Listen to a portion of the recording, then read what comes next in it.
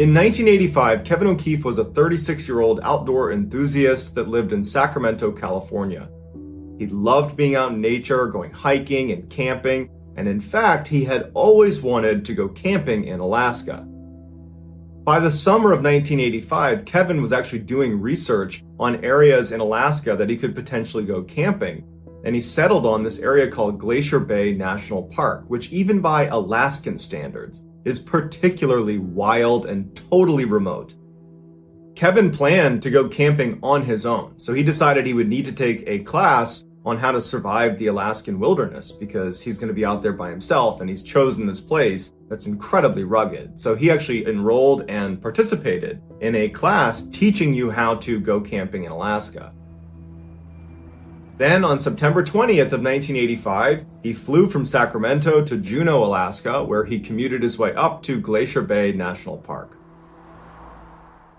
When he arrived at the park's headquarters, he went up and introduced himself to the park rangers that were working there. He told them he'd be over near the Wolf Point area, which was an area right against the water, and he said he was going to be here for about 3 weeks. He planned on leaving on October 10th.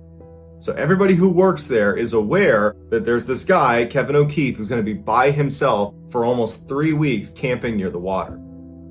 No one in Kevin's family or any of the park rangers heard from Kevin for the next couple of weeks. But the whole point of this trip was basically to escape reality and go live in nature for a few weeks, so no one's raising any red flags.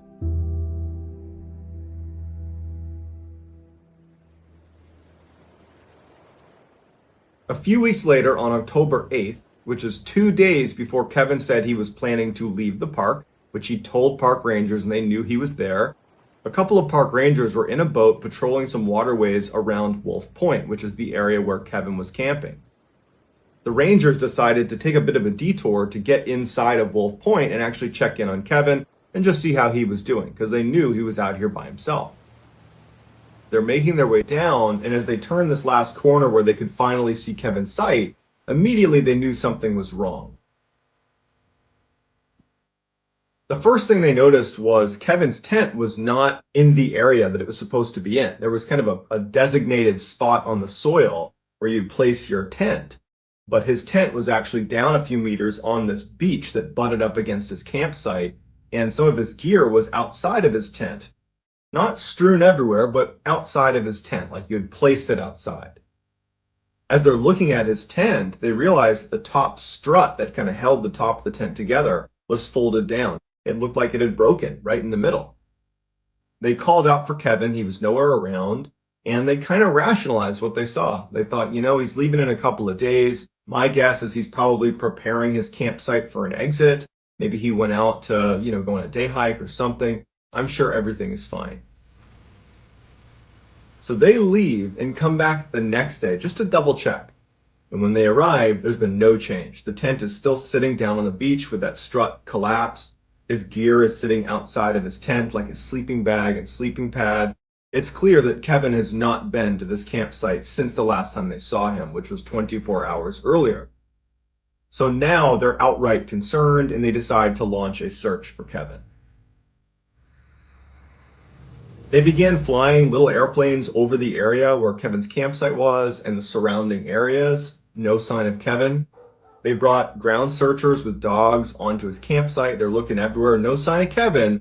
But they did discover at his campsite that virtually all of the equipment you would expect to be at a campsite in Alaska of someone who's staying there for a few weeks, well, it was all there. He had his backpack fully packed as if he was going to go on a hike. It had food, it had extra clothes and water. It was all packed right up against a tree. All of his sleeping equipment and his cooking equipment. And oddly, there was lots of food that Kevin still had left at his campsite that was out in the open. And no animals had touched it, which is a complete anomaly. As they began searching the outer areas of his campsite, dogs were able to locate Kevin's boots, his glove liner, and his hat. They were tucked away in this gully about a half-mile away from this campsite. They were not visible to the naked eye. It took dogs finding it to locate these items. After finding these items, the early speculation was it looks like Kevin was attacked by bears or some other predator. But the park rangers, who knew this area extremely well and had seen other bear attacks, said, I don't think this is a bear attack. because there's no sign of a death struggle anywhere at his camp. If you get attacked by a big predator, you're going to fight for your life to save yourself. You're going to grab onto things and flail around. It's fairly obvious, and there's none of that. There's also no blood or remains or any indication that someone was hurt in this space. And if an animal had come into this camp and attacked Kevin and eaten Kevin, they certainly would have taken the food that was out and about in the campsite, but none of the food was touched. As the investigation continued, rangers would say how strange it was that no wild animals are coming into this campsite. There's no activity. There's nothing in the area. It's like the animals are staying away from Kevin's campsite. When they couldn't find any sign of Kevin, the investigators went to speak with Kevin's family and asked them, did he have any signs that he was looking to end his own life? Do you have any information you can give us about him? And they said, no, he was really happy, well-adjusted, excited about this trip. He had taken a class to prepare himself for this trip. He told us that he planned on taking a couple day hikes, but no overnights. And he had no plans to meet other people while he was there. He was just looking to be on his own in nature. But after just a few days, they had to call the search off because there was no sign of this guy. He was just gone. Knowing that all of Kevin's gear was still located at his campsite means he did not leave to go on one of those day hikes that he had told his family that he might be going on. Because going into the wilds of Alaska without your gear is a death sentence. So Kevin must have been at his campsite when something horrible happened to him. But we know it wasn't an animal attack because there was no sign of that and no animals were coming near this campsite.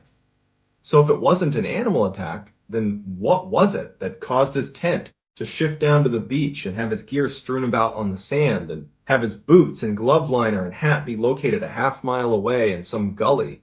And where's Kevin?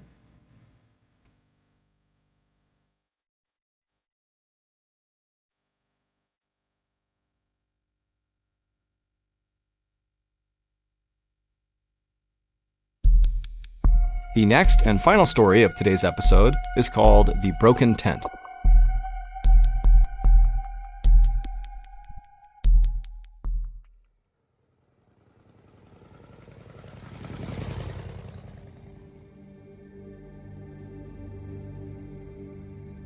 On the afternoon of June 4th, 1960, a 15-year-old girl named Mela Bjorklund climbed off the back of her boyfriend's motorcycle.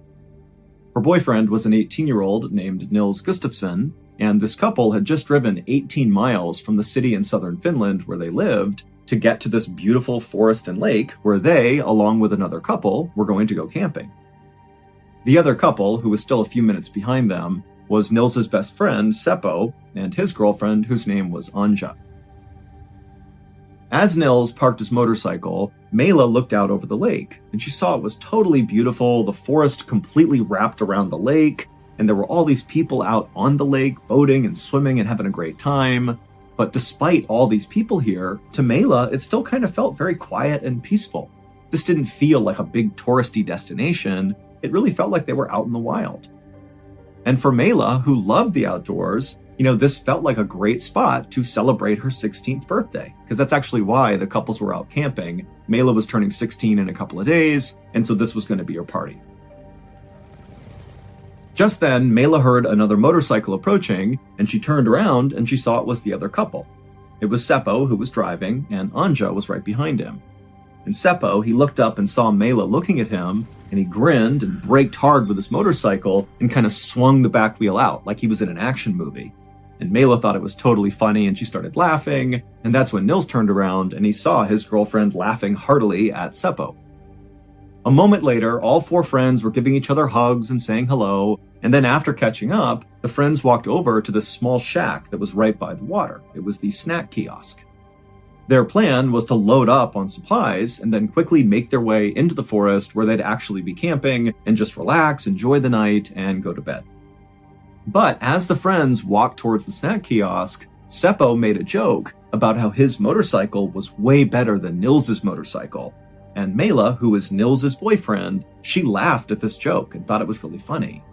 But as she was laughing, she happened to look over at Nils, her own boyfriend, and she could tell, he just looked upset, like he was scowling at her and also at Seppo. And immediately, Mela felt really bad because she was thinking, maybe Nils thinks I'm flirting with Seppo by laughing at all of his jokes. Now, keep in mind, Mela really liked Nils, and they had really just started dating, but for really the first time in Mela's life, she was dating someone who clearly liked her back.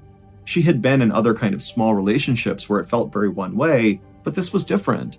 And so Mela really did not want Nils to think anything was going on with her and Seppo, because there was nothing going on.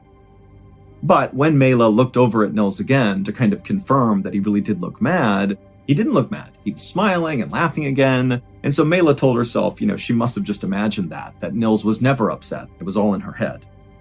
So Mela reached over and grabbed Nils's hand, and the two couples walked the rest of the way over to the kiosk.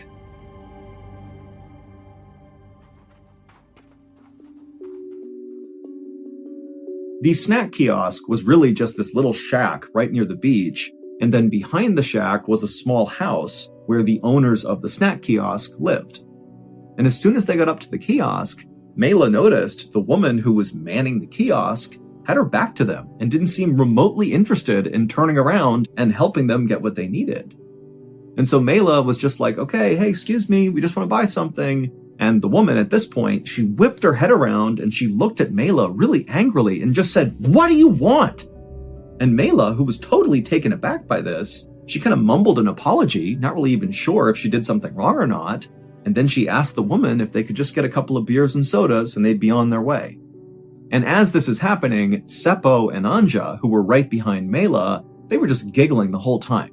Because this woman's behavior was so bizarre and so unexpected, they just couldn't help themselves.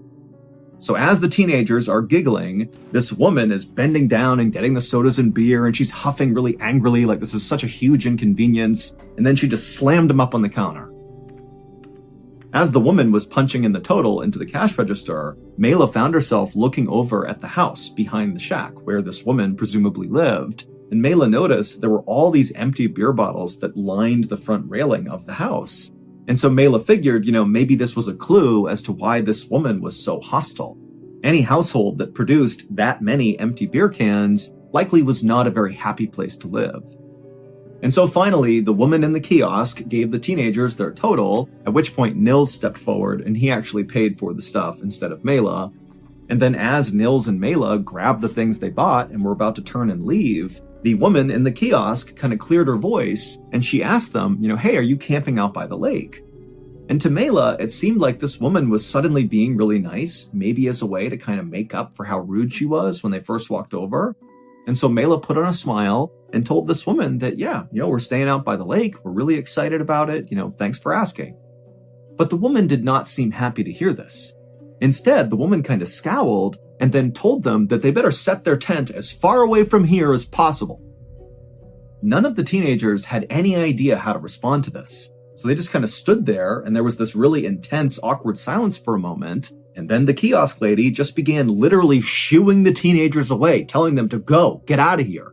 And so finally the teenagers did turn around and started walking, but after walking pretty far away from the kiosk, they heard the kiosk woman yell out at them one more time. She basically yelled at them that her and her family had already had lots of trouble with wild teenagers in the past camping out around this lake. And so now she and her husband were totally sick of it. And so after the kiosk lady yelled out this final comment, Seppo and Nils and Anja, they just started laughing because it just seemed so absurd how disrespectful and awful this woman was being, to the point where it was comical. But Mela, she didn't think it was funny. She seemed mean and very angry, and it totally freaked Mela out. But just a couple of minutes later, the teens were back at their motorcycles, and Nils and Mela hopped on one, and Seppo and Anja hopped on the other, and then they began driving down this wooded path that would take them to their campsite.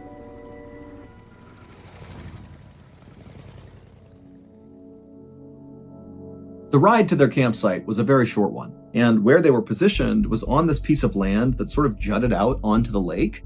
It was very heavily forested, and so it's this amazing view of the water, but it's very secluded in the trees. And so right away, Nils and Seppo, they parked their motorcycles up against the trees, they pulled out a simple canvas tent, and they strung it up between two birch trees, and then with their campsite all set up, they grabbed some beers, and the friends began to drink. And it didn't take long before Mela had totally forgotten about the kiosk woman and how awful she had been.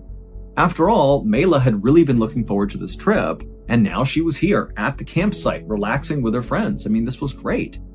Also, Mela was really excited about her relationship with Nils. It was a relatively new one, and it was obvious that, for once, her boyfriend was somebody who liked her as much as she liked him. And also, Nils was very handsome, and he was popular, and he had this dark brown hair that he combed straight up, and he always wore this leather jacket everywhere. And so Mela just really liked being around him. He was super cool and made her feel really grown up. After sitting around for about 30 minutes to an hour, just having a couple of drinks and swapping stories and kind of easing into their night, the friends eventually made their way down to the water, and they went swimming for a while, and they continued to drink down by the dock. And then when they were tired of swimming, the teens just laid on the dock and enjoyed looking out at the sunset. Even though actually in Finland at this time of the year, it's not really a sunset because the sun does not actually fully set. And so when this happens, these are known as white nights, which are very beautiful. I mean, it's kind of like this hazy glow in the sky from the sun not quite setting. And so on this night, the teens are out there on the dock. They had this beautiful, white night to look up at. And for Mela, she felt like this was the perfect birthday celebration. In fact, she would jot down in her diary later that night just how amazing everything was going and how much fun she was having with Nils and their friends. Finally, the teens were done down by the dock, so they grabbed their things, they went back up to the campsite, they dried off, they changed, and then all four of them piled into their one little tent to go to sleep. And eventually, all four of them would drift off to sleep, but then at some point in the middle of the night, Mela woke up. And she heard rustling sounds outside the tent, and so she wondered if, maybe one of the friends had gotten up, and so she sat up and looked out the tent, and she couldn't see anything. She just saw the kind of hazy night sky from the white night, and she couldn't really tell if everybody was inside the tent or not. But then suddenly, a dark, shadowy figure moved in front of the tent flap, the open tent flap. And so this shadowy figure totally blocked all the light that was coming into the tent from the white night. And then this shadowy figure looked into the tent, and they had these bright, glowing red eyes. And before Mela or anybody else in the tent could do anything, there was a snapping sound, and the tent fell down on top of them.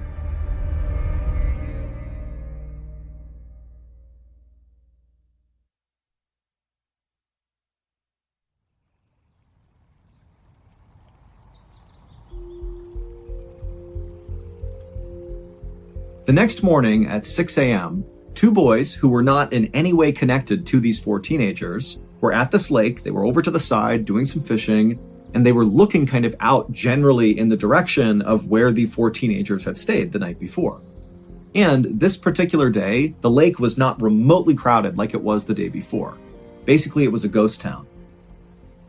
And suddenly they saw emerge from the forest, basically where the teens had camped, was this young man with blonde hair who was just running away from where that campsite was. And so these boys just stared for a second at this random guy with blonde hair running away from the campsite until the boys lost interest and just went back to fishing. As the morning wore on, more and more people came to the lake, but nobody made their way out to the campsite where the teenagers had been the night before. That is, until a father and his two sons decided to head out that way to go to that dock to go swimming. And so this father and his sons began walking on the same wooded trail that Nils and Seppo had driven their motorcycles on to get out to that camping site, and he eventually makes it to the clearing in the forest where this campsite was, and right away he spots what looks like a crumpled heap of canvas kind of sitting between two trees, and he couldn't really tell what it was. And so the father walked a little bit closer to investigate, and eventually he realized what they were actually walking up on, at which point he threw up a hand to stop his sons from going any closer, and he turned around and he told his kids, "We have to leave right now." And so the father and his sons, they run back up that trail, they find a phone, and they call the police.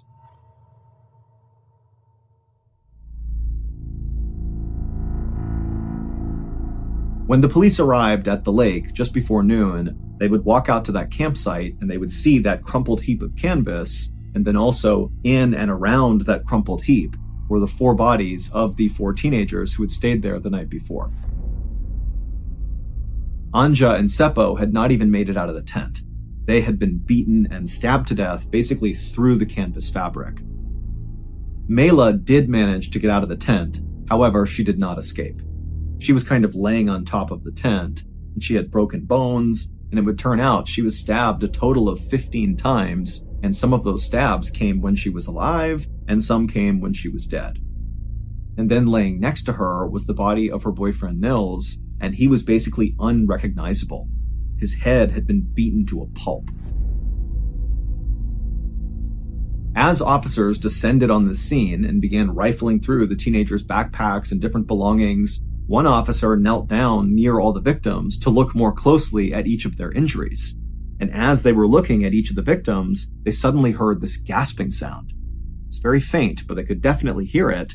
And to their shock, Nils, so Mela's boyfriend, he suddenly opened his eyes and he looked up at this officer.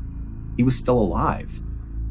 And this officer who's seeing this, who was totally convinced Nils was dead, as everybody else was at first unsure what to even do, but then a second later, the officer stood up and began screaming for a medic. After Nils was taken away in an ambulance, the different investigative teams that had descended on the scene began going over the evidence and different things they had found, and pretty quickly, the general feel amongst all the investigators was this crime scene does not make any sense. There were some things missing from the crime scene that seemed to indicate this could have been a robbery, like missing wallets and missing watches. But there were other things that were missing that just didn't really make any sense to have been taken. Like, for example, the 2 motorcycles that the boys drove in, they were still there, parked up against the tree. But their keys were gone, so why steal the keys and not take the motorcycles? And then also, Nils's prized leather jacket and his shoes were also missing. These were not particularly valuable. I mean, they might have been emotionally valuable to Nils, but they certainly were not valuable enough to warrant a robber, killing people to get their hands on them. So eventually, the police actually called in the military to come into the forest and help with the search. And when the military arrived and began fanning out all around this huge forest, they would make a really big discovery. They would find Nils's shoes. And these shoes were speckled with blood, and it was clear from the bloody tracks nearby that the killer must have, at some point, put these shoes on at the campsite and then walked away while still wearing them, and then ultimately, ditched them 500 meters away underneath that pile of leaves. In the days after the murders, the police chased down dozens of leads all over Finland, but none of them amounted to anything. Nils would actually survive the attack, but his face was so badly damaged with so many broken bones in his head that it took a really long time before he could even speak. But when he finally could and the police were able to interview him, it became immediately clear that Nils did not have a good memory of the attack. And in fact, the day of the attack, basically the whole day, he didn't really remember it. However, Nils would remember one thing. He said during the chaos of the actual attack, he distinctly remembered seeing a dark, shadowy figure with these bright red, glowing eyes. But the police couldn't just go out and look for a dark figure with red eyes, and so instead they just made a note of this and continued their investigation. The only real lead the police got were from those 2 boys who were fishing out on the lake a day after the murders happened, where they saw that guy with blonde hair running away from where the teens had camped. Now, these 2 boys didn't know the significance of what they were seeing, but obviously when the news broke about the murders, they recalled seeing that guy right in the area where they now knew, that's where the murders had happened. And so the police created a composite sketch of, what the boys thought they saw, this blonde guy running, and they would send this sketch all over Finland, and they would ask people, to come forward if you've seen this guy. And loads of people immediately came forward and said, yep, I've seen that guy. But it would turn out the police were getting loads of false reports because the sketch looked like lots of men in Finland. So this was not a unique enough sketch, basically. However, there was one tip that came into police that did really stand out. The day after the murders happened, a man named Hans Osman checked into a hospital located about 13 miles away from where the lake was, where the murders happened, And this guy Hans, when he checks into the hospital, he starts complaining of having these really intense stomach pains. But the doctors don't believe him because Hans actually just appears to be very drunk and very aggressive. First of all, he looked exactly like the police composite sketch of the blonde running guy. Like he was that guy. And also, Hans was filthy. He was covered in dirt and mud, and there was all this dirt kind of embedded in his fingernails like he had been digging with his hands. And he also had all these red stains all over his clothes that he refused to explain. And so eventually, one of the doctors called the police, and when the police interviewed Hans, they would discover that he had a history of violence, and he also said he used to be a member of the Nazi Party, and he also was a member of the Russian secret police, and all of this just seemed like a lie, but basically he seemed like a very erratic and unstable person. But Hans had a rock-solid alibi. On the night of the murder, Hans was located in a city about 15 miles away from where the murders happened, at his girlfriend's house with his girlfriend and also his girlfriend's sister and brother-in-law. And so as much as they wanted Hans to be their guy, the police learned, obviously he's not. And this was basically how the entire investigation went. The police would interview over 4,000 people, but despite all that, they still could not figure out who did this. And so slowly, the case went cold. And that was it for 44 years. Lots of theories, but not one suspect. But then, in 2004, prosecutors made a stunning announcement. They said the killer was Nils Gustafsson, the 18-year-old boyfriend of Mela, who was the only one who survived the attack. And the prosecutors pointed to two pieces of evidence to support this theory. The first piece of evidence was there was this woman who was staying out at the lake on the night of the murders, not far from the teenagers' campsite, who remembered overhearing two men really aggressively fighting before the murders ultimately happened. Prosecutors hypothesized that what that woman overheard was Nils and Seppo fighting with each other. That Nils was mad at Seppo about something to do with Nils' girlfriend, Mela. Perhaps he really was upset that it seemed like Mela was flirting with Seppo, and so Nils felt betrayed, but, something was happening there where these two young men were fighting over a girl. In the prosecutor's eyes, this would also explain why Mela had been stabbed so many times. That basically Nils must have been so furious about whatever was happening between Mela and Seppo, and then, his rage took over and he really took it out on his girlfriend. The second piece of evidence the prosecutors used to support this idea that Nils was the killer were Nils' shoes, which were found under those leaves about 500 meters away from their campsite. The prosecutors said there was blood on the shoes, but not in the shoes. And none of the blood that were on these shoes belonged to Nils. And so prosecutors say that shows Nils murdered his friends while wearing his shoes and then, ran away from the campsite and ditched those shoes to hide them, underneath those leaves. And then he came back to the campsite and inflicted those horrible injuries on himself to make it seem like he also had been attacked. So in the end, Nils, 44 years after the fact, got arrested for these murders.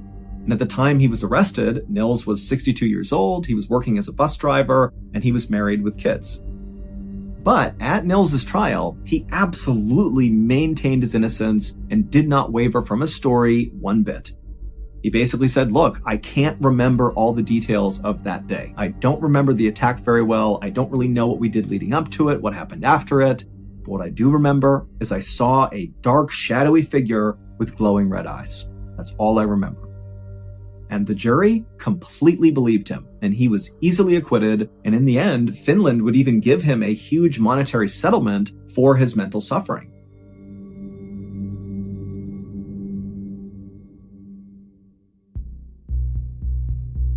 Today, people tell lots of stories about these murders. I mean, the lake itself where this happened, Lake Bodom, is now completely famous for these murders. People go there just to be in the same place where these teens were killed. But a lot of the stories that circulate about these murders are so far-fetched that they just do not seem believable. Like suggesting that the campsite was cursed and that, the ghosts of murdered campers attacked the teens. It just does not seem like a viable theory.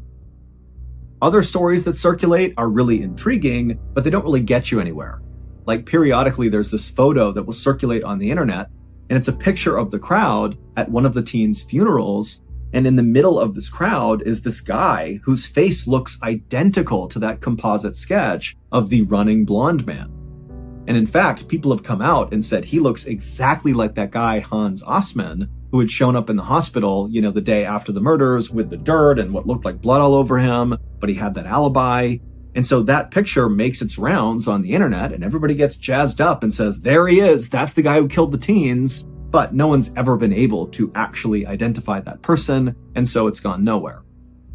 But there is one story that circulates about these murders that a lot of people believe is the truth.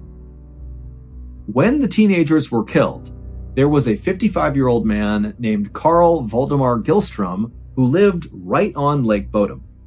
And Carl had a reputation for being really nasty and sometimes even lashing out at the campers who stayed in this area. And in fact, Carl would often get drunk and literally go and attack the other campers. He would cut down their tents in the middle of the night, he would throw rocks at their campsite, and then one time, he even fired a gun at a camper who was riding past him on a moped. He missed, but this guy is an absolute nightmare. And so after the murders happened, locals who knew about Carl immediately went to police, and they were like, that's the guy who very likely did this. This is totally something he would do. But when police went and tried to speak to Carl, they wound up speaking to Carl's wife, who was the kiosk woman. The woman who was so nasty to the teens when they first arrived and basically told them to get away. Yeah, so the police talked to her, and she would tell police that Carl was with her and her kids when the murders happened. And so the police believed her and never really considered Carl a serious suspect.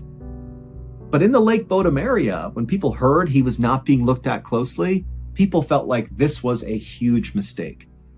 But 9 years after the murders, so at this point the case is totally cold, Carl is having a drink with his neighbor out near the Lake Bodom area, and as they're just sitting there having drinks, relaxing, Carl winds up admitting to the neighbor that he was the Lake Bodom murderer.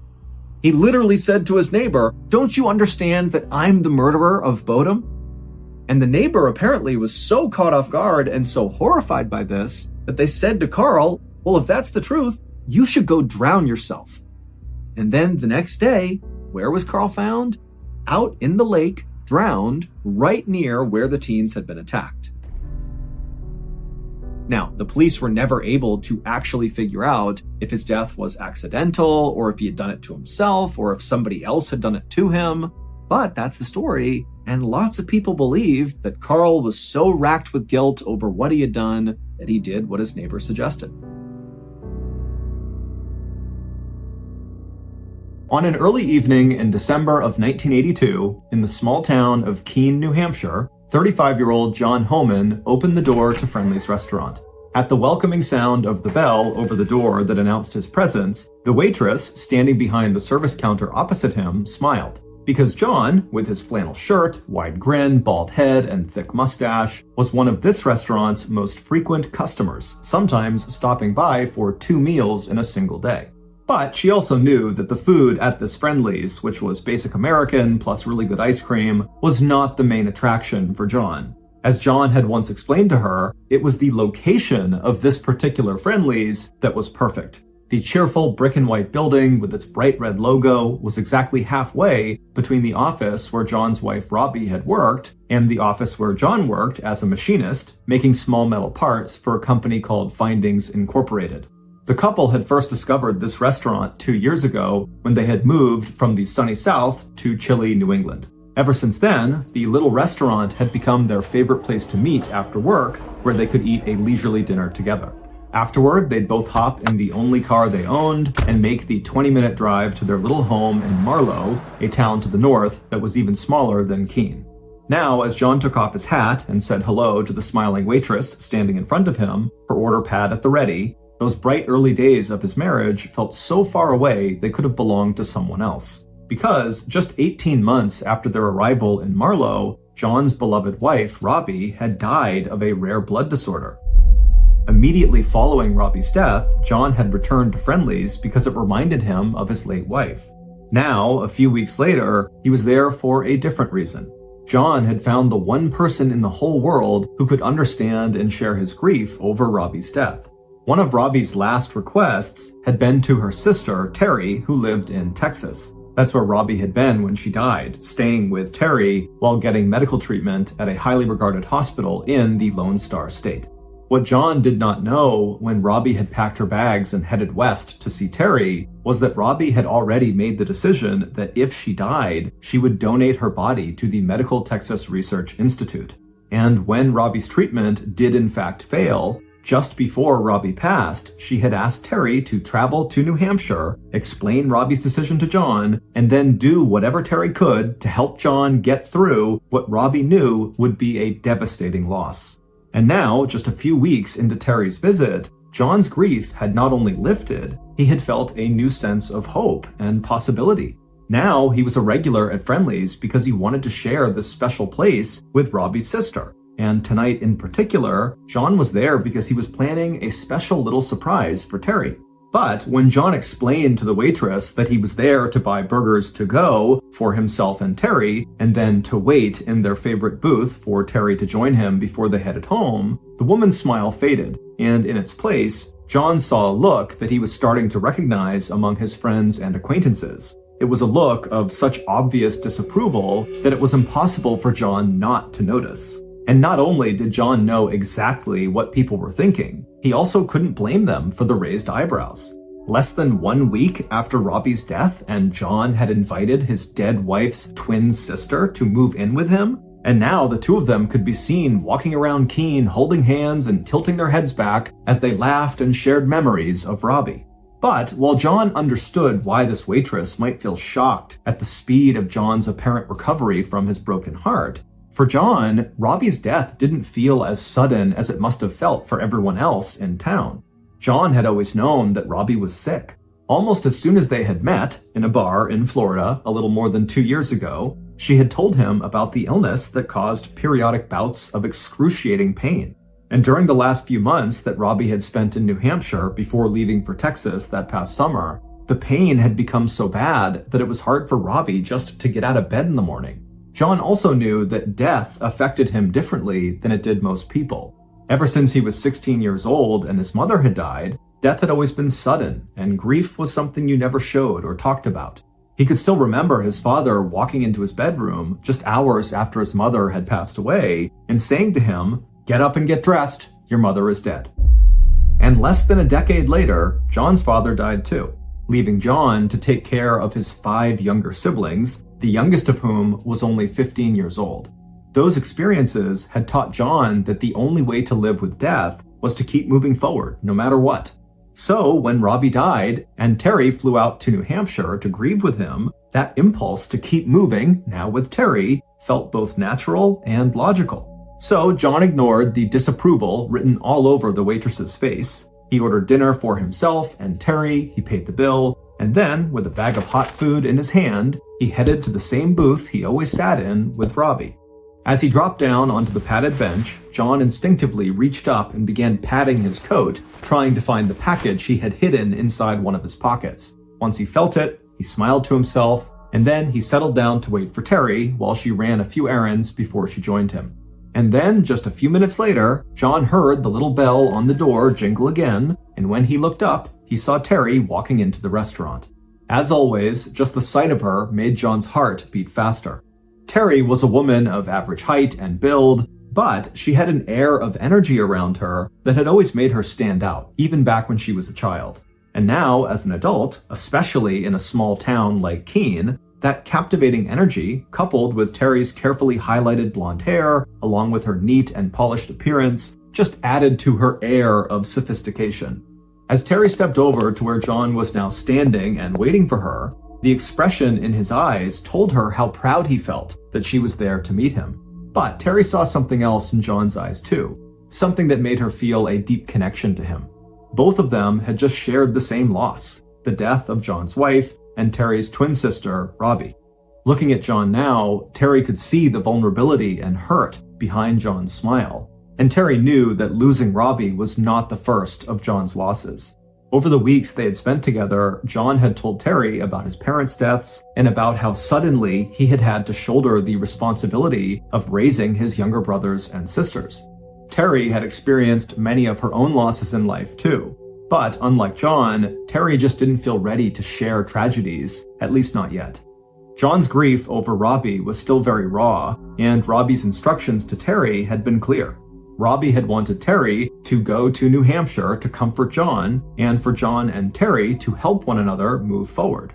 But Robbie's final wish couldn't stop Terry from thinking about her own past, especially when she was in a restaurant where families and children gathered for treats like milkshakes and sundaes. Because Terry herself had once had that kind of a family. A husband named Frank and 2 children, a son named Mike and a daughter named Carol, and a nice house and a nice car. Except then, Frank had died, and his death had changed everything. What had looked in the beginning like a viral infection had turned out to be a chronic liver malfunction, and by the time Frank was admitted to the hospital, it was too late. Frank's sudden death had left Terry alone to raise their 2 kids and care for her elderly mother on little more than what Terry could earn working as a secretary. Those had been very bad years for Terry, and she wasn't proud of how she'd handled things. But now, standing a world away from Alabama and those painful memories, Terry reminded herself that, like so many other women who are left alone in the world, she had done what she had to do in order to get by. And once Terry's mother had died, and Terry had become estranged from her son and daughter, it had felt easier for Terry to just leave her hometown of Anniston, hoping that the physical distance could dull the ache of these painful memories. Still, Terry knew that keeping secrets was not a solid foundation for a happy relationship. So she told herself that one day she would tell John about that dark period in her life. But as she looked at him now, sitting there in the booth he used to share with Robbie, Terry knew today would not be that day. After all, it had only been a month since Terry and John had driven to the local newspaper to file the information for Robbie's obituary. Terry could still remember John standing at the reception desk. Usually these details were delivered by the funeral home that was handling the service and burial, except in this case, Robbie's body had been donated to science, and so there would be no funeral or memorial service. As John did his best to explain these confusing circumstances, Terry could see he was close to tears. Taking a step closer to him, she tucked her arm inside of his. John's love for Robbie was one of the things that Terry liked most about John, and it was also one of the things that had convinced Terry that she wanted to stay in Marlowe with John. After approving the final draft of Robbie's obituary, John and Terry had spent the rest of that day visiting Robbie's favorite places in Marlowe where she had lived, and in Keene where she and John had both worked. For Terry, it had been thrilling to experience in person all of these different things that Robbie had written about in her letters to Terry. But not everyone Terry saw that day seemed happy about meeting her. In the late afternoon, when Terry had walked into the company in Keene, where Robbie had worked as a customer service representative, Terry's appearance was greeted with shock. In her letters to Terry, Robbie had said how much she enjoyed working at Central Screw, a manufacturing company that produced screws for other companies like car makers Ford and Chrysler. So Terry had been very excited to meet this group of other women, mostly secretaries, who had probably talked with Robbie every day. But when Robbie's old colleagues looked up from their typewriters and saw Terry standing there, looking so much like a woman whose death they had only just been informed about, they were more panic-stricken than welcoming. One of them even started crying. Terry pretended not to notice how obviously uncomfortable it was for people to see her there. Instead, she just turned to John and, with a smile on her face, told him she was ready to leave. But the truth was, Terry understood why the women were upset. As children and teenagers, Terry and Robbie had looked even more alike. But even now, as adults, despite the fact that Terry was much thinner than Robbie had been, and their hair was no longer the same color, Terry knew the similarities could be startling. Especially to people who didn't know Terry well enough to see the differences between the sisters in terms of their temperament and habits and personality. Luckily for Terry, John had come to know those differences, and Terry's physical resemblance to her sister no longer surprised him or made him feel uneasy. But even though John had adopted the same habit of gift-giving with Terry that he had first established with Robbie, There was never any doubt that, to him, the sisters were very different people who liked different things. And sure enough, before Terry had even reached the booth where John was now standing, he was already pulling a small brown bag out of his pocket. At the same time, he picked the bag of burgers up off the table behind him and waved to the waitress to let her know that he and Terry would be leaving. As Terry opened the bag that John had handed her, she smiled. If there was one thing that Terry loved to do, it was read romantic suspense novels. As she looked down at the man and woman pictured on the cover, Terry understood that John was giving her two gifts, not just the book, but a chance to take her dinner home with her right now so she could settle into her favorite chair in front of the fire in their small living room and start reading. As the couple stepped out of the restaurant into the snowy winter evening, John wrapped an arm around Terry's waist and headed across the parking lot to John's white Ford pickup truck. A minute later, the two of them drove north through the small city of Keene to John's one-bedroom cabin in Marlow. To Terry, it didn't matter that John's cabin, which overlooked a small pond, was so remote, and that they had no phone and very little in the way of furniture. Because when John and Terry got settled into their chairs in front of their wood-burning stove, it felt to both of them that they had absolutely everything they could ever want. But even though both John and Terry knew that not everyone approved of their relationship, they had no idea that the local rumor mill was about to kick into high gear. To some residents of Marlow, it just seemed creepy that no sooner had John Homan lost his wife that he was living with her twin sister. But to Robbie's former co-workers at Central Screw, the gossip about John and Terry had an even sharper edge. Because, unknown to John, everything about his wife Robbie had always caused a lot of talk and speculation, and that included the circumstances of her sudden death. And while Robbie may have told her sister Terry that Robbie got along great with most of her co-workers, the truth was more complicated. While most of Robbie's male colleagues found her very charming and attractive, many of the women that Robbie worked with did not like her at all.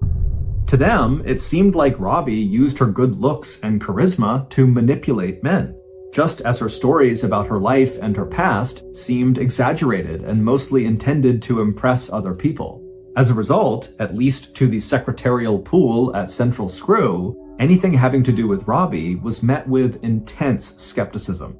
So, when Terry had walked into their office on her first day in Keene, looking almost exactly like Robbie, wearing Robbie's favorite ski jacket and smiling just one day after they'd been told that Robbie died, red flags started waving in every direction.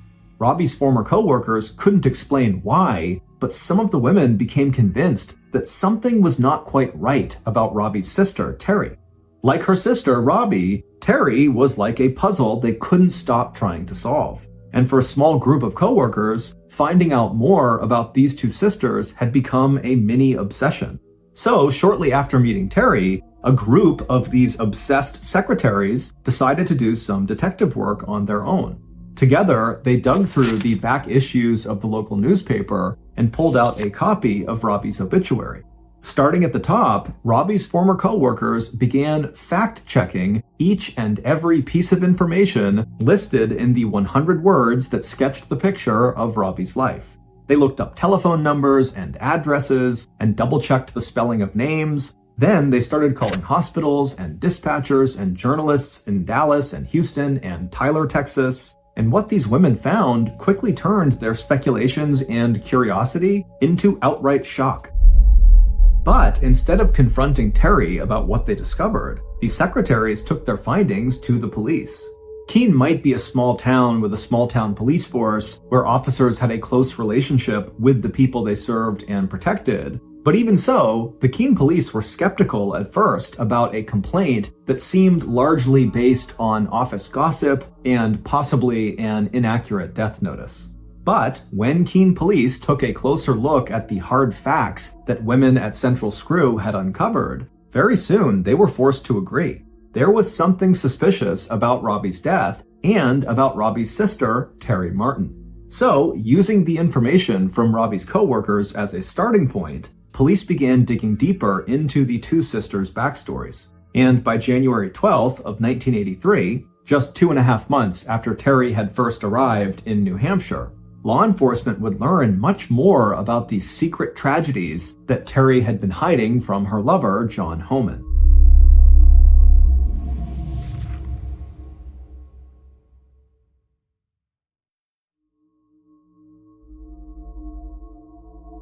The investigation that started in the Keene Police Department first went all the way back to 1974.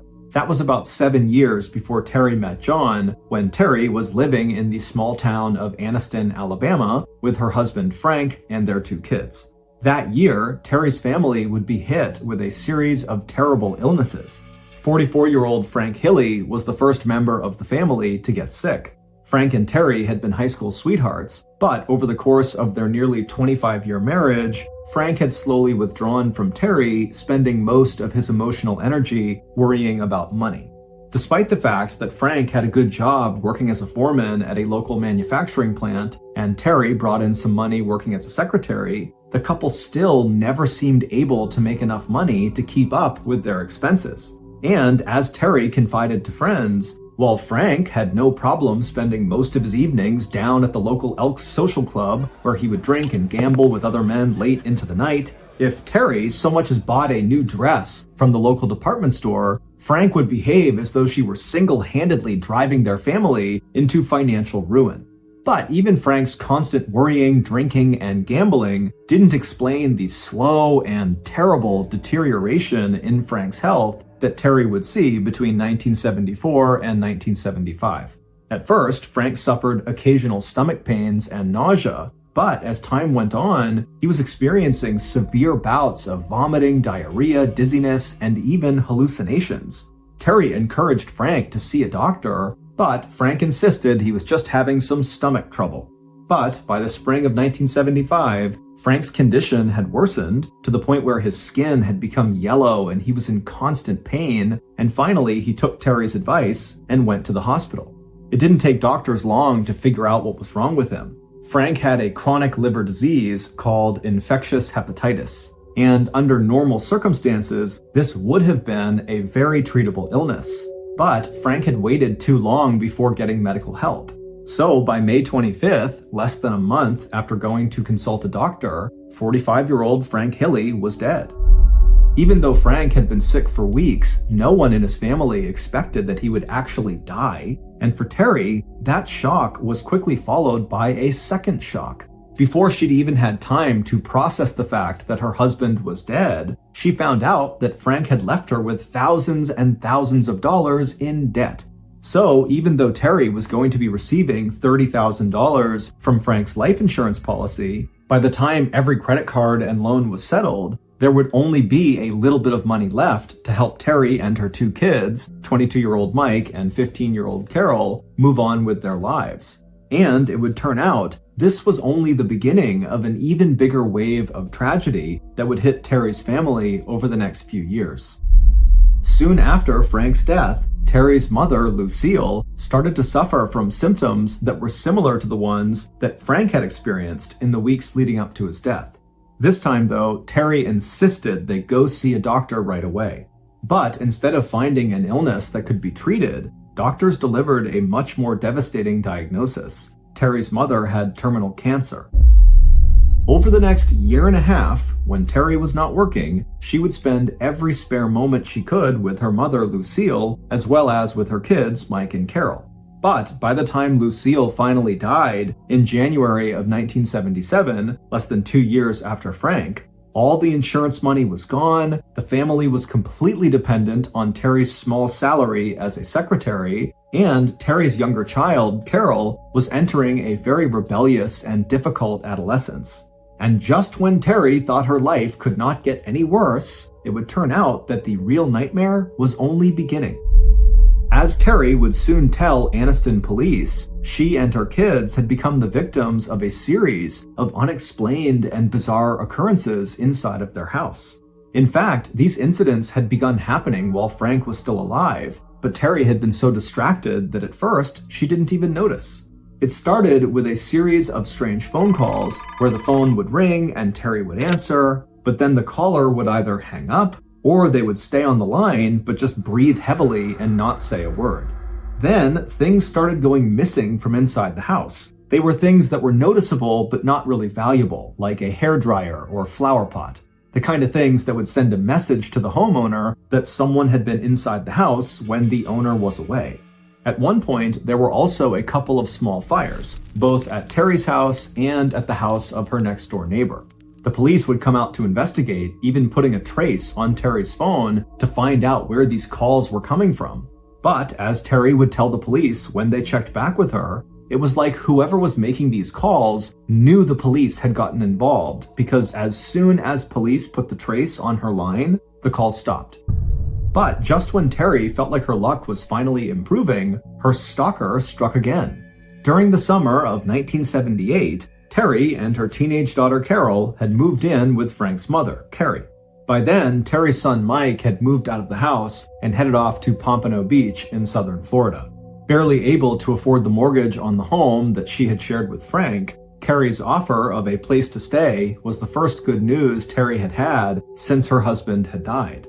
Until, that is, the telephone calls started again at Carrie's place. And Carrie and Terry both began to notice irregularities. An object here or there was missing, and there were nights when they'd come home to find the lights in the house had been turned on when they were very sure they'd turned them off. And there was more sickness.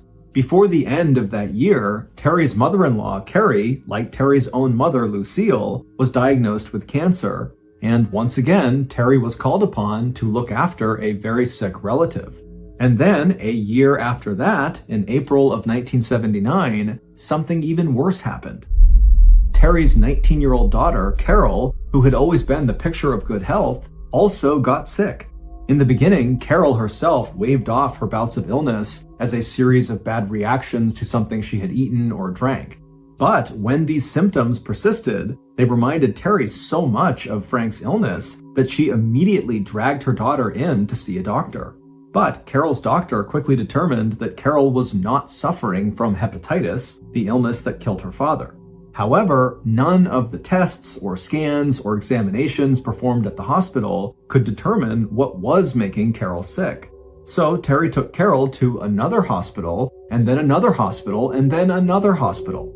But none of the doctors at any of these hospitals could figure out what was causing Carol's symptoms. And those symptoms just kept getting worse. Over the next 6 months, Terry would watch as her daughter's body began to deteriorate right before her eyes. Carol was in constant pain, she had lost so much weight that she looked like a skeleton, and then Carol started losing the feeling in her hands and feet. By September of 1979, Carol could barely use her hands at all, and she was practically paralyzed below the knees. And it seemed like whatever mysterious illness was working its way through Carol's body, it would likely kill her before the end of the year. On top of everything else, while Carrie was at home dying of cancer, Terry had been arrested. With the bills piling up and no money coming in, Terry had written some bad checks, and in early October, the police had put her in jail for 3 days. Meanwhile, Carol was alone in the hospital, unable to walk or dress herself, afraid that she was going to die, and nobody could even tell her what was wrong with her. Except that all that would change on the night of October 3rd, 1979. That's when one of Carol's doctors, a newly hired young neurologist, was sitting in his office puzzling over a list of Carol's symptoms and all the tests that had been run on her during the last 6 months. And as he turned the pages of her thick medical file on top of his polished mahogany desk, he suddenly went completely still. Short of an extremely rare neurological disease, there was one much more common thing that could be causing Carol's symptoms. And if this doctor's suspicion was correct, his next phone call would have to be to the Anniston Police Department. But before he made that call, he would need to examine Carol one more time. Walking out of his office in University Hospital in Birmingham, the neurologist quickly marched down the long hospital corridor and then turned left into Carol's room. A moment later, the neurologist was standing next to Carol's bed. When he asked Carol to hold her hands out for him to examine, she barely had the strength to lift her arms up off the bed. Very gently, the neurologist took Carol's hands and lifted them right up to his eyes so he could look at her fingernails. And immediately, the doctor found what he was looking for. Running across every single one of Carol's fingernails were what medical journals describe as Aldrich-Meese lines, which are horizontal bands of white discoloration. And these Aldrich-Meese lines provided proof positive that what was happening to Carol, and in all likelihood what had happened to her father, Frank, was neither accidental or natural. The reason nobody had been able to identify Carol's illness was because she didn't have one. Instead, Carol was being slowly and systematically poisoned, and the agent that was killing her was arsenic, the only poison capable of causing both Carol's physical deterioration and those telltale lines across each of her fingernail. After completing his inspection, the neurologist helped Carol lower her arms and hands back down to her sides. He watched as she closed her eyes, exhausted by the effort. Then, turning quickly to head back to his office, the doctor could only hope that he had made this discovery in time to save Carol's life. But even before alerting Carol's other doctors, the first thing the neurologist did when he reached his desk was pick up the phone and call the police. And by the time that call had ended, Anniston detectives were already scrambling to stop the person who was trying to murder Carol Hilley and to follow up on their suspicion that maybe her father's death was not due to natural causes after all. Days later, Frank Hilley's body would be exhumed and tested for arsenic poisoning. And by the end of that same month, the police had determined, beyond any doubt, that the same person who had tried to kill Carol had also succeeded in killing her father, Frank. 3 years later, and 1,700 miles to the north, police in Keene, New Hampshire were opening the next chapter in the story that had begun back in the late 1970s in Anniston, Alabama. And Keene investigators would soon find out that the same person who had been a suspect in the murder and attempted murder of Frank and Carol, respectively, had also been intimately and closely involved in the lives of two people who had only recently moved to the little town of Marlow, New Hampshire, Robbie Homan and her sister, Terry Martin. Working together, police in Anniston, Alabama, and in Keene, New Hampshire, along with agents from the Federal Bureau of Investigation, would eventually piece together a story of murder and deceit so unbelievable that it would be talked about long after all the headlines had faded from the local newspapers. According to evidence gathered in that investigation, here is a reconstruction of what really happened to Frank Hilley and his daughter Carol, and to John's late wife, Robbie. Frank Hilley's murder actually began months before his actual death. That's when his killer began to lace his food and drink with arsenic, first a little bit in his coffee, then when the killer grew impatient, mixing the poison in his food and drink in greater and greater quantities. By the time Terry had visited Frank in the hospital, pressing his wasted hand between her warm palms, it was too late. Even if the doctors had known what was wrong with Frank, they would not have been able to reverse the damage that the arsenic had done to his internal organs. But the killer would have a much harder time killing Carol. Carol was young and healthy, and as she too began to ingest arsenic in her food, the resulting bouts of nausea and dizziness and stomach pain would result in Terry sending Carol repeatedly back to the hospital. Still, the murderer was not worried. Over time, they had become an expert at poisoning their victims. Children's deaths could be made to look like sudden viral infections. The deaths of older people could be chalked up to ill health and cancer, with a side helping of poison to speed death along. While in the hospital, Carol had plenty of visitors, just as she did at home. And it was easy for her would-be killer to offer Carol treats of food brought in from outside the hospital, and even injections of a vitamin mixture, which, they promised, would help to lessen Carol's suffering. And it wasn't until the young neurologist discovered that Carol was being poisoned, and police and doctors together took a hard look at Carol's list of visitors and began limiting all access to Carol, that Carol's killer knew two things. They had missed their last opportunity to complete this particular murder, and it was only a matter of days before police uncovered their identity. And the killer was right on both counts. On October 25th, 1979, about 20 days after Frank's body was exhumed for testing, Anniston police formally charged the killer in the death of Frank and the attempted murder of Carol. But then, 1 month later, the killer was released on bail. And after a short stay in a local motel room, the killer vanished. leaving behind a trail of emotional destruction and a charge of first-degree murder.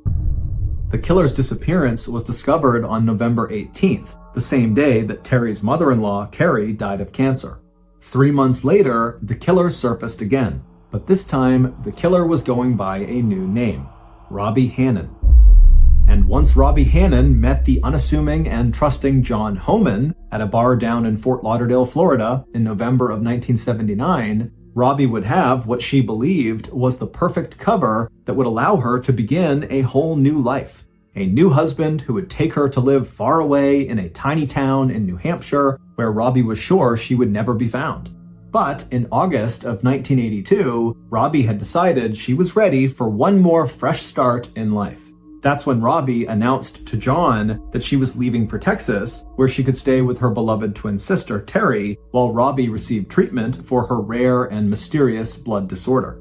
But Robbie would not return to New Hampshire because in November of 1982, 3 months after leaving for treatment, John would get a call from Terry notifying him of Robbie's death. Terry would then fly to New Hampshire to comfort John, and not long after that, Terry would decide that she wanted to stay in New Hampshire and build a life there with John. But just 2 months into that life, the local police in Keene, New Hampshire had already opened an investigation into Terry.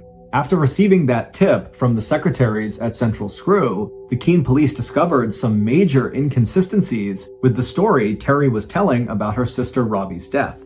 In fact, after reviewing Robbie's obituary, they found that none of the information mentioned in the notice was true in any way. To police, it was obvious that Robbie's sister, Terry, who had provided the details in that obituary, was hiding something, and that something might have to do with Robbie's death. So, on a cold evening in the middle of January 1983, just after Terry got off work, investigators pulled up in an unmarked black sedan right outside the small publishing company where Terry had recently found employment. When Terry saw the car and the men inside, her face lost all expression.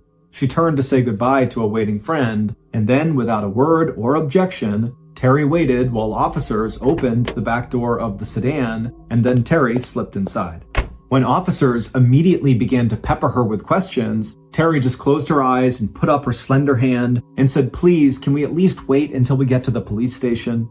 Meanwhile, just before 5 p.m. that same evening, John Homan was sitting in his usual place at Friendly's, waiting for Terry, when one of the waitresses told him he had a phone call. A minute later, John handed the phone back to the curious waitress, his face now as white as a sheet. Once in the parking lot, John climbed into his pickup truck, he fired up the engine, and then with a squeal of tires, he headed toward the police station. As soon as John stepped through the door from the parking lot into the precinct, he was met by a detective in a coat and tie who instructed John to follow him into a small room.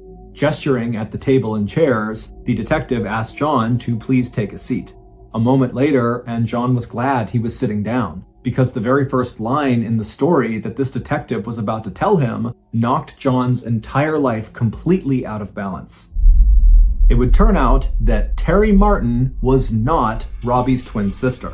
It would also turn out that Robbie did not have a twin sister, and Robbie never had a rare blood disease. But as shocking as that was, it was not nearly as shocking as the revelation that came next. It would turn out that the two most important women in John Homan's life, Robbie and Terry, were actually the same person. And the real name of that woman, known first to John as his wife Robbie, and then as his new lover Terry, was Audrey Marie Hilly. And Audrey Marie Hilly, who just went by Marie, was wanted by police in Anniston, Alabama, on a charge of first-degree murder for the death of her husband Frank and for the attempted murder of her daughter Carol. When Marie, aka Terry, had seen the unmarked black police car pull up to the curb outside of her place of work that afternoon, she knew she had finally reached the end of a very long road with no place left for her to hide. And when police had escorted Marie, aka Terry, into the interrogation room in Brattleboro, she would immediately confess to the litany of crimes and deception that would later shock the entire country. It would turn out that when Marie was living in Anniston with Frank, she had an insatiable need for money. While Frank may have spent a few dollars on gambling and drinks with his friends, it was Marie, not Frank, who was the instrument of the family's financial destruction. With her unending purchases of expensive clothes and cosmetics, and even the purchase of a car, Marie had taken out multiple loans and opened multiple credit cards, often using the good credit of various family members to secure these loans that she could not pay back. When she realized that Frank simply did not have the money to bail them out, Marie took out a life insurance policy on him and then began administering arsenic in his coffee and food until he sickened and died. And when Frank's life insurance ran out, Marie took out policies on her 2 kids, Mike and Carol. All the reports Marie made to family and friends about being the target of those mysterious and threatening phone calls and minor thefts were actually just aimed at trying to ensnare and control her children and convince Mike that she needed him close to protect her and Carol. But Mike had been dealing with his mother's deceptions his whole life, so he simply told Marie to take her story about the mysterious stalker to the police while he moved away to start his own life. With Mike gone, the threats to Marie's safety stopped, and the threats to Carol's safety began ramping up as Marie turned her fatal attention from her son to her 19-year-old daughter. Once Marie's campaign of poisoning Carol had resulted in Carol's hospitalization, it was easy for Marie to keep Carol from getting well by lacing the food that Marie brought to her with arsenic and by injecting Carol with arsenic in the form of those shots containing the so-called special mixture of vitamins. But before Marie was able to give Carol one final injection of arsenic, the injection that likely would have killed her, the police intercepted Marie at the hospital. By that time, Marie's checks to cover Carol's life insurance policy had begun to bounce, and police were able to arrest Marie immediately for passing bad checks, a charge that would soon be followed by charges of murder and attempted murder. But by the time police had all the evidence they needed to convict her for murder, Marie was out on bail, and she felt the net closing around her, and so she slipped out of her motel room and skipped town. And for the next 3 years, Marie would escape capture by assuming a variety of false identities, including her star turns as Robbie Homan and Robbie's completely made-up sister, Terry Martin. And although Marie would only be charged in the death of Frank Hilly, investigators in Anniston were convinced that she had actually committed enough murders to qualify as a serial killer. After Marie fled from Anniston, Alabama, autopsies were performed on the bodies of Marie's mother, Lucille, and her mother-in-law, Carrie, and those autopsies revealed that both women showed signs of arsenic poisoning, and it may have been that arsenic poisoning that caused the cancer that ultimately killed them. On January 19, 1983, 1 week after her true identity had been revealed and she was taken into custody, authorities transported Marie back to Anniston, Alabama to face trial. And 5 months later, on June 8, 1983, despite her claim that she had never poisoned anyone, Marie was convicted of first-degree murder and sentenced to life in prison. But there would be one more final twist in the unbelievable story of Marie's life. Despite everything that her husband John would come to know about Marie, his devotion to her never wavered.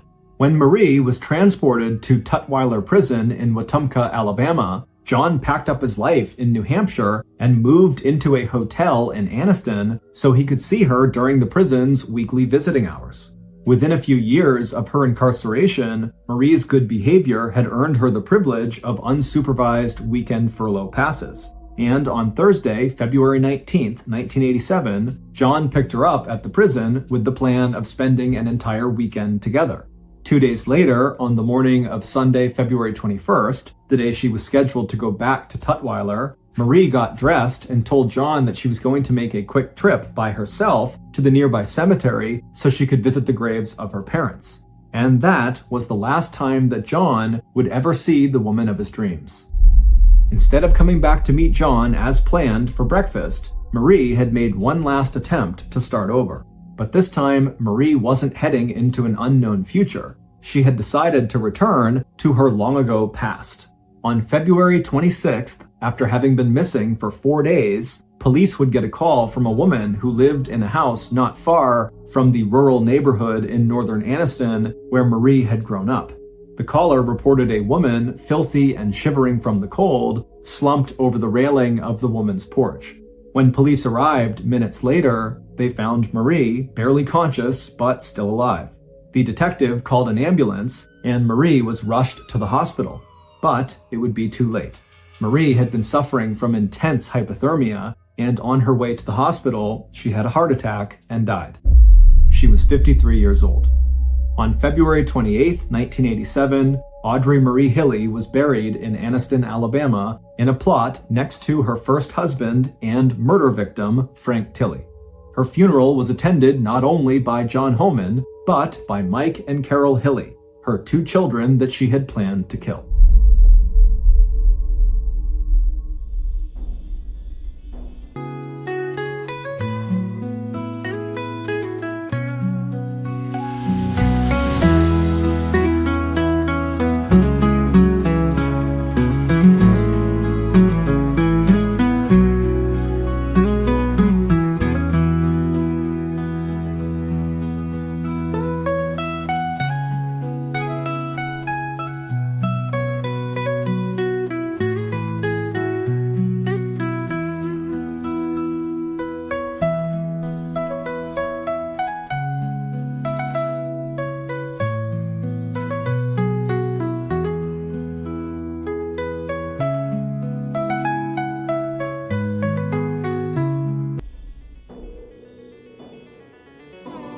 Thank you for listening to the MrBallen podcast. If you got something out of this episode and you haven't done this already, please replace the Amazon Music follow button's Sleepy Time tea with a tall cup of Black Label coffee from Devil Mountain Coffee Company.